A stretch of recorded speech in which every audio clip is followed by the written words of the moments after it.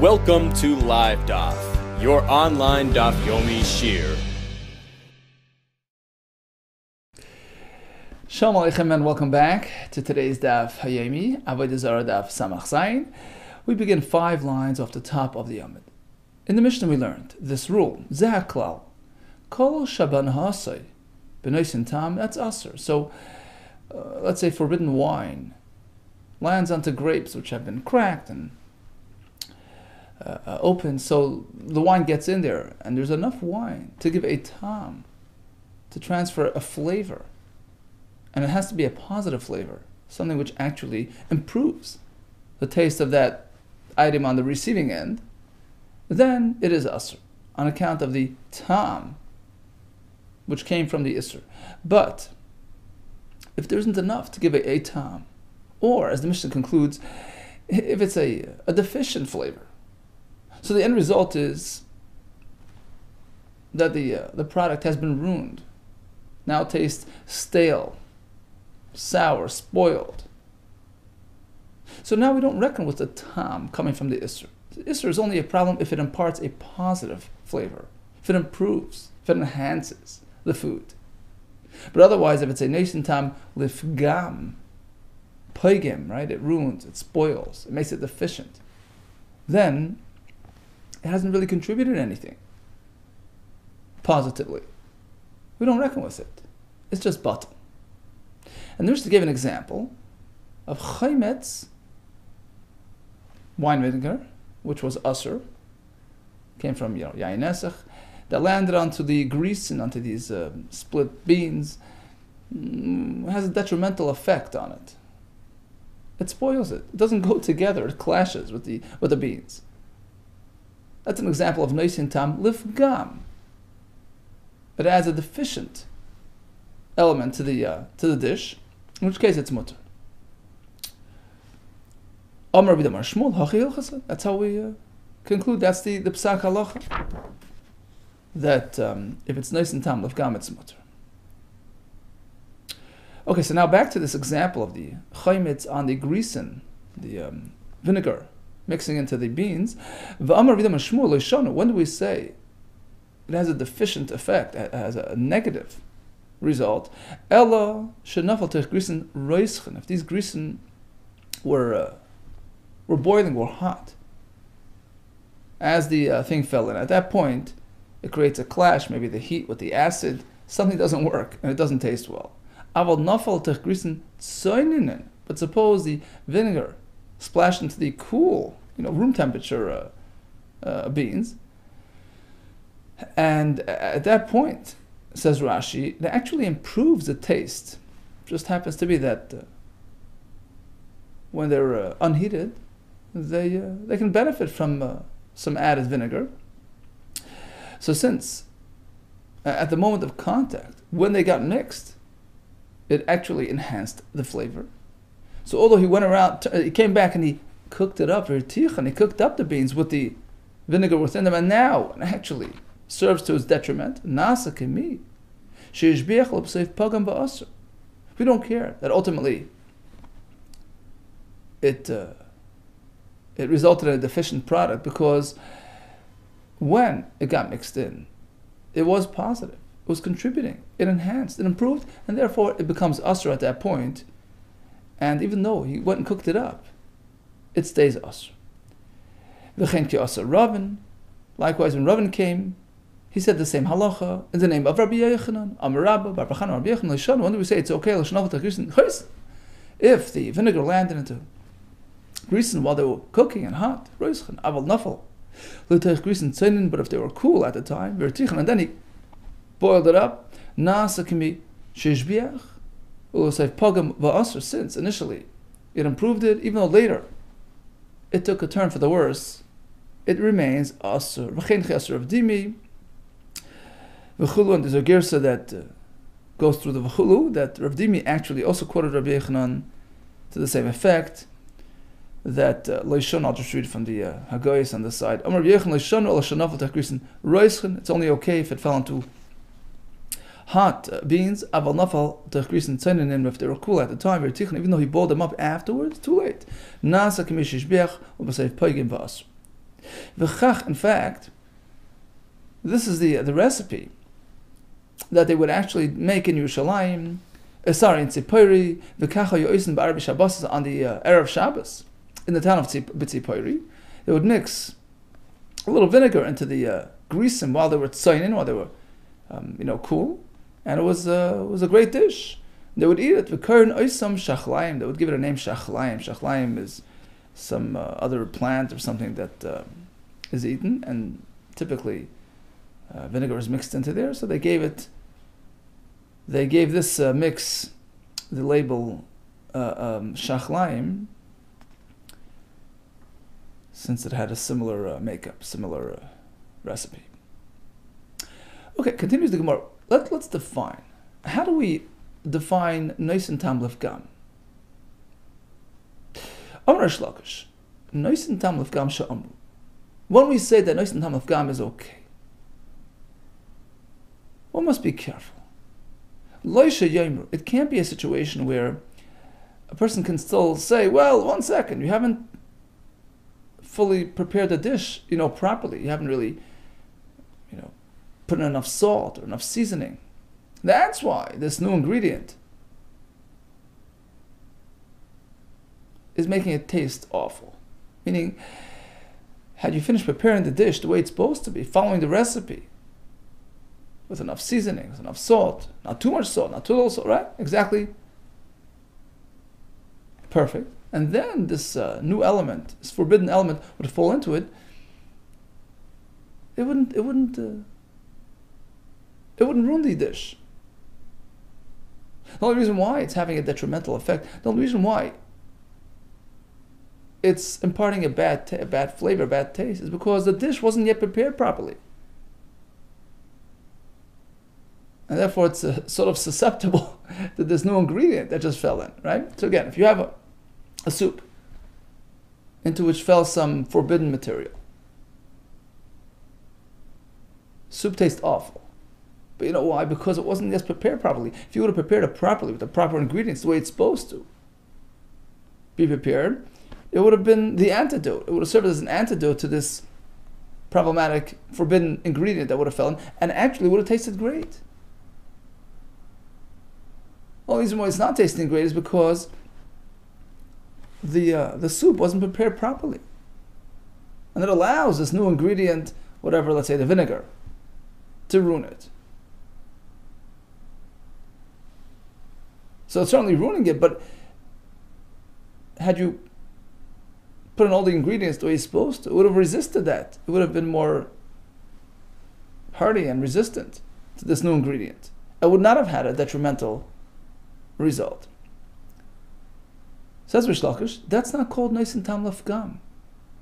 You can't blame, the vinegar for ruining your soup and say, well, it's a deficient flavor, it's mutter. So if you prepare it properly, with all ingredients necessary to make the soup a properly tasting soup, and then the vinegar falls in, and the vinegar is usher, and the soup tastes awful, that's called Noisen Tam Lefgam. But in this case, there's other reasons why the vinegar is ruining the soup, because it wasn't prepared properly. So Rish Lakish here is actually presenting a chumrah, a stringency. He limits the heter of Noisen Tam Lefgam. Again, Amar Rish Lakish, Noisen Tam Lefgam she'amru. Whenever we speak of Noisen Tam Lefgam becoming mutter, lo she'yamru, that's not in a case where you're still saying, well, Kedei Rezu Chaser Melach.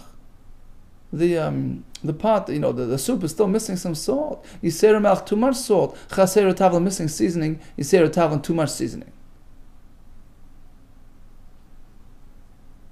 So in this case, since the soup wasn't properly prepared, so although the non-kosher vinegar is ruining its taste, it's not called Noisen Tam Lefgam,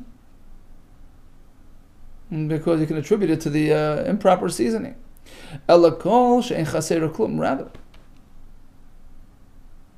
Noisen Tam Lefgam is limited to a dish which isn't missing anything, which is fully prepared properly Not missing anything. The only reason why you're having a hard time eating the soup is because of this vinegar that fell in. That's called Eisen Tam Lev Gam. But according to the second version of Rish Lakish, actually no. It's mutter regardless. Even if theoretically it would have had the proper amount of salt, it would have resisted the awfulness of the vinegar. It doesn't matter, because at the end of the day, that vinegar now made it taste bad. According to the second version of Rish Lakish, when we allow Nisan Tam Lev Gam, it's even in this type of case. We don't go ahead and say, well, hold it. Let's check if the thing was prepared properly. Well, 1 second, it's missing salt. If it would have had the right salt, no, you don't say that. Yisera melech has too much salt. It's missing, or has too much seasoning. That's not a factor. Now, what does it taste like? Well, the vinegar made it taste very deficient. It's mutter. Here come two more halachos in the name of Rabbi Yochanan regarding a mix between forbidden and permissible. Let's say we have Isser material, which is here intangible. So the mamashos, the actual Isser, is still here.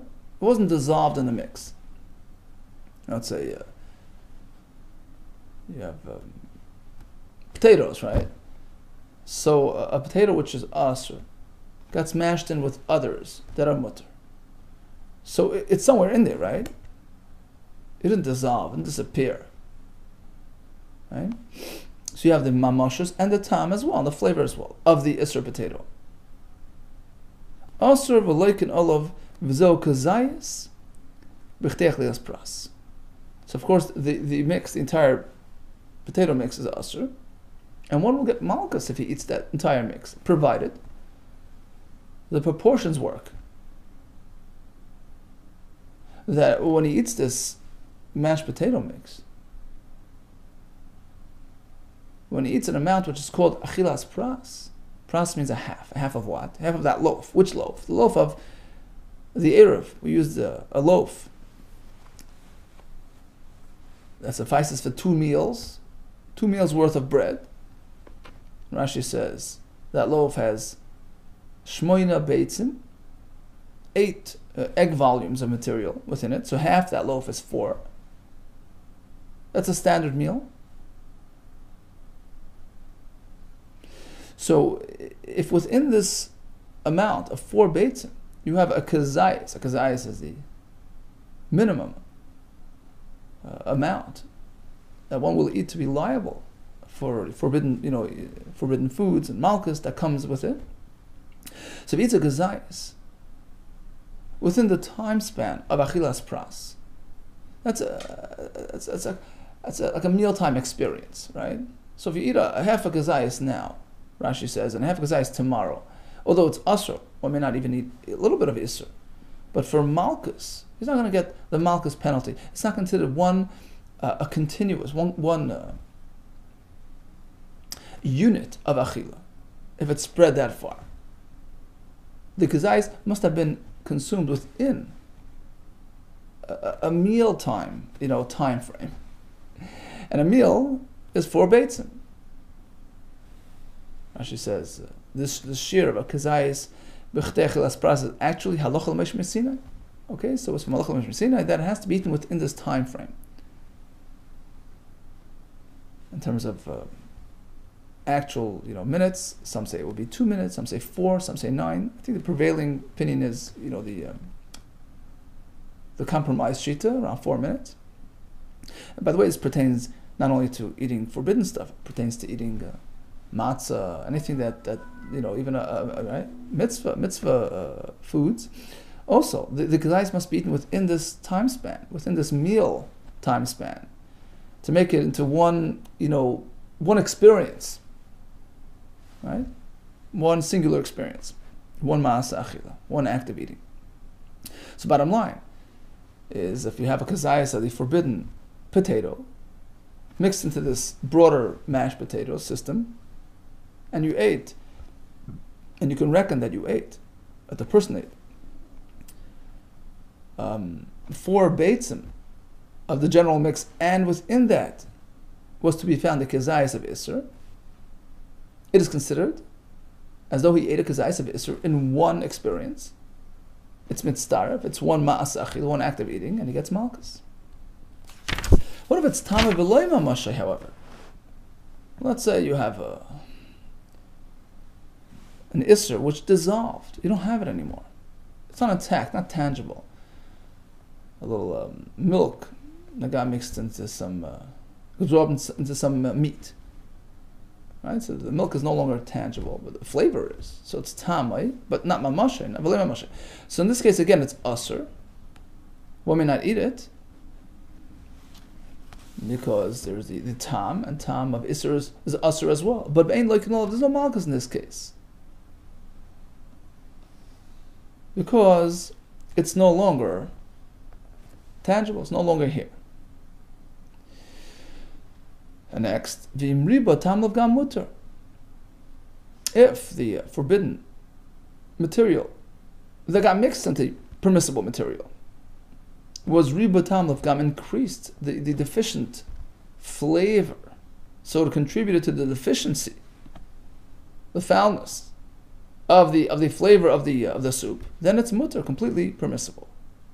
Right? As we learned, nice and tam of gam is mutter. Now, why did you have to say it this way? Just say nice and tam of gam is mutter.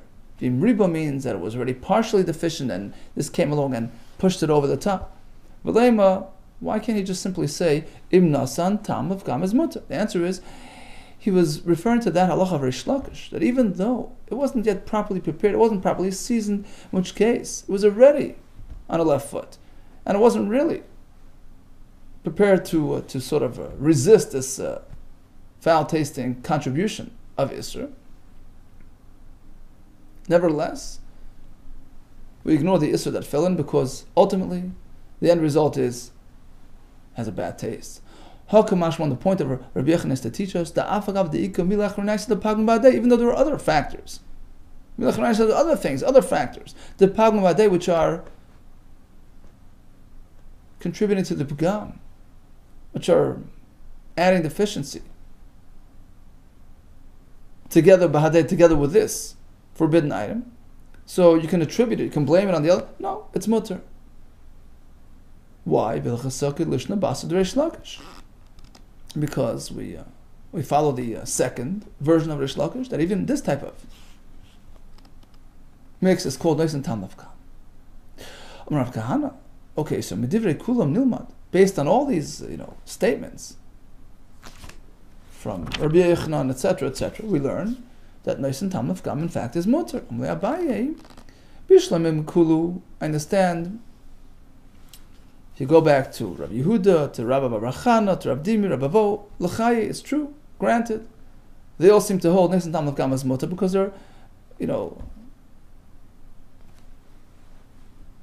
discussing, different aspects of Neis and Tam of Kam. But in terms of Rish Lakish, where do you see that he holds a Neis and Tam of Kam as mutter? Maybe that's not his personal position. Maybe he's just relating to the position in general, not as a personal position. Elder Rish Lakish, if you take a close look at Rish Lakish's wording, Rish Lakish says like this: Amar Rish Lakish, Neis and Tam of Kam she'amru, that was said, that they said. He was referencing a position that was, presented elsewhere. Who says that's his own personal position? Elder Rish Lakish amru ka'amar. All he was saying is they said, but perhaps perhaps he himself wouldn't agree with that. I asked the Gemara, really? There's anybody in the world that doesn't hold of Neis and Tam of Kam as mutter? Mechlal the ikil mad amar, that Neis and Tam of Kam is really asur.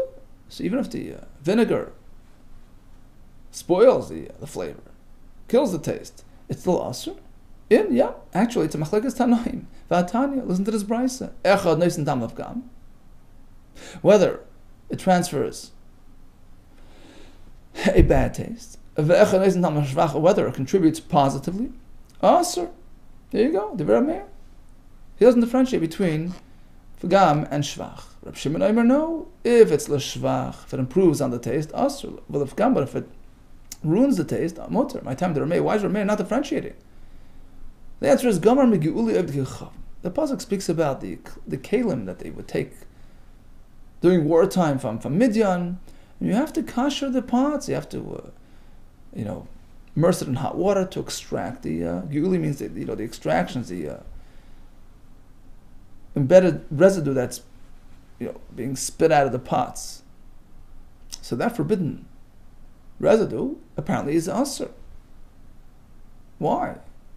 It's old, stale material that's embedded in the walls of those pots.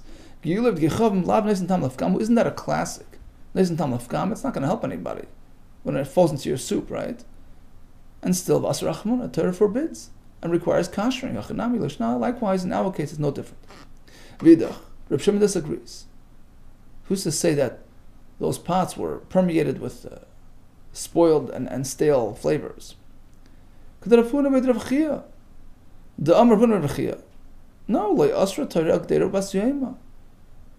the Torah forbids using those pots without kashering, it's only a pot that we used on that day. Freshly cooked. Fresh flavors. It's not deficient or stale flavors. But if it was, it would be mutter. Vidach, Rameir responds and says, no, even if you're right that it was used that same day, it's still impossible that the flavor wouldn't have some sort of deficiency to it. Rashi Psachim explains. He says, Mitam akli nifka mahablia. The fact is, residue that's embedded in the wall of a kli inevitably gets spoiled. It doesn't stay fresh. It's affected by the wall material of the kli, whatever it is. So it certainly has an element of pagam to it, and still you see it's asur. Likewise, any nice and tam of gam is also going to Reb Meir. Okay, so we have Reb Meir's source. Let's shift to Reb Shimon, who says nice and tam of gam is mutter. Why, in fact, does he respond this way to Reb Meir? I mean, Reb Meir is saying, look, the pasuk requires kashering, presumably on all pots, not just fresh pots. So why doesn't Reb Shimon go along with that? And that seems to be the simple, assumption of that it's all types of cases, not just day old pots. So what's in fact Reb Shimon's source? Where does he get his shita from? The nice and tam of gam is mutter. Reb Shimon my taima. The sanya we have. Raisa loy seichel kol nevela. La gera shebesharecha. The pasuk says, don't eat a dead animal. Right? Don't eat an animal that died without shchita. Rather, give it to the ger. Ger, of course, is the ger toishav, a guy who's somewhat committed to, Avodah Zarah, etc. Right? So you're meant to supply him with the nevela. Not worth you much, so give it to him. The pasuk says, give it to the ger. To tanana va'achala. Let him have it to eat. Says the Chassam Sofer, of course, obviously he's going to eat it. So that's what the Gemara means. The extra word v'achala tells you it has to be suitable for the ger, it has to be edible, it has to be high quality food. Only an avela which is suitable for the ger's consumption. It's edible, it tastes good. Then it has the isra avela. However, she'ein ru'i l'ger, but it's not suitable for the ger. It's spoiled, it's foul tasting, it's stale. Ein akruin avela, that's not called an avela. Now, of course, this must be pointed out. And that if it's an actual nevela, it's a piece of meat. Getting a bit stale or whatever won't make it mutter. It has to be totally inedible and unfit for human consumption. That's because it's something tangible. But in our case, we're speaking about a tam, just a flavor from a dissolved isser. That's on a much lower level. And therefore, in this case, even if it's a slight deficiency, slightly spoiled, slightly stale, the soup as a whole will not get affected by that contribution. That's Reb Shimon's shita. No, has Rameir respond? When we say that if it's not fit, it's not suitable, it's mutter, it's only because we're talking about a case where it was spoiled to begin with. What does that mean? So Rashi says, the animal which died had been ill, mukas shchin, it was sick, and it died, so it was never really suitable. From day one, it never became an avela. So its unsuitability for human consumption preempts the Isser from arriving to begin with. But in our case, where the Isser had already been Asr, and now you have the flavor of that Isser, even though it's a weak flavor, it's a deficient flavor, inasmuch as it still can be eaten, it's still going to be Asr. Reb Shimon says, well, for that you don't need a pasuk. Why would you don't need a pasuk to tell you that if it was sick and it died, it was spoiled from day one. You don't need a pasuk. You don't need a pasuk to exempt it. After ba'almu, it's like just dirt. Of course, it's not going to be asur. So there's no need for a pasuk for that. Rather, the pasuk is telling you that even something which is actually asur can lose its isur status once it becomes pak. Okay, we'll continue with Hashem on this topic tomorrow. In a nutshell, Nezin Dam Lefgam, B'machlekes. Rameir says asur, and that's learned from the Geula of the Gecham, those pots, which are presumed to have, some spoiled flavor in them, and still it's a problem. You have to cleanse them. Whereas Reb Shimon learns from the pasuk of Nevela, has to be ru'i lager. But if it's pugam, if it imparts a deficient flavor onto the general mix on the soup, it becomes mutter. We spoke about Rish Lakish. There's two girsas there, right? If the thing is not fully prepared properly with enough seasoning, do we still consider it a pugam? Or do we say no, if it would have been prepared properly, the vinegar would not have spoiled it, in which case it's not called Nezin Dam Lefgam. We have two girsas, and we pass like the second girsa, which is lenient. We also discussed the chaymetz falling into grisim. Hot is paigim, cold is mashbiach. And once it was mashbiach, even if he cooked it up and boiled it afterwards, it's too late, because it was already mutter. And actually, we're going to see tomorrow, this very case is subject to machlekes, the upcoming sugya. All the best to you, and Hatzlacha.